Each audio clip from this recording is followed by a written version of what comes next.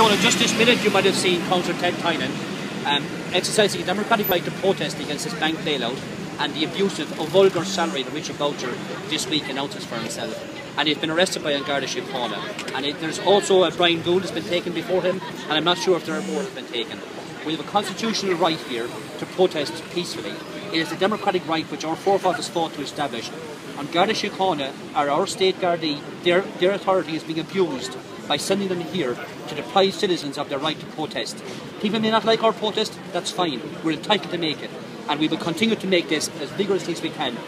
Tonight, we'll also invite people to come outside Connolly Hall at 7 PM here. There'll be a celebration of May Day to celebrate the rights of working people, not to be dictated to. That is what's going on here. I don't know any man who needs €840,000 a year in a salary, plus millions in pensions and bonuses and expenses and allowances.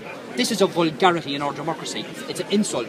Yet the same bank he's head of has received billions of euros from the Irish people in funding. This is wrong. We are not slaves, we're not serfs that they're entitled to do this to us.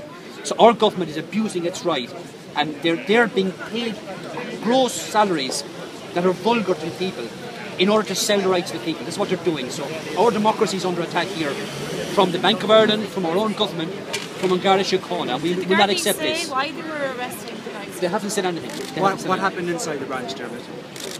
A number of protesters went in quite peacefully, deliberately abided by agreement not to interfere with any staff, not to prevent people doing their legitimate business. In fact, a number of people have asked us here, we've encouraged them, go and do your business. That is not our point here. Our point here is simply to highlight the injustice that Irish people have to put up with.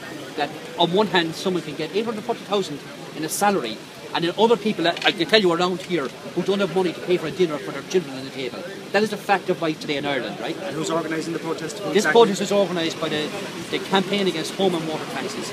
And why are we relating that to bailouts of these bankers? Because these taxes are being levied to gather money to pay back bondholders whose names are anonymous. We're not even allowed to know who they are, right? And yet our country is being destroyed. Every week 1,500 young people are being forced to emigrate from Ireland to the four corners of the world. Their future taken from them.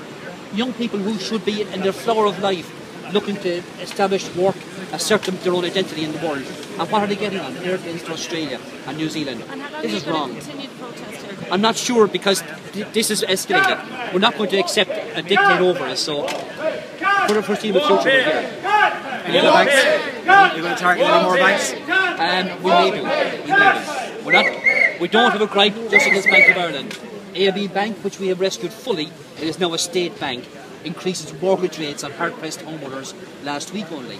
People whom a vast bulk of them can't even pay their mortgages, right? And now they're going to up the interest rate. Now the government's insolvency. You know this insolvency legislation. Someone who's insolvent, who's been bankrupt through no fault of their own, they now must go on a public register, have all their private details revealed. Yet you could be a child paedophile, convicted, right? And you go on a register, but it's secret. No one's allowed to know. So ordinary, decent citizens who try to live their lives, interfere with nobody, paying their own way, are being degraded day in, day out. Young people the same way on welfare, having their rate cut by half. Young people last week came to us, they were given 10 forms to go. They were told you must go to all the banks around Cork, credit unions, get them to stamp a form saying you have no money. How degrading is that to an 18-year-old? You know, this is what's happening to Ireland today in 2013. Yet, I think we're rated as the 14th richest country in the world. I pity the poorest is all I'd say. People are being abused left, right and centre, and it's wrong. Thanks very much. Thank you. Thanks, Diarmaid. Just saw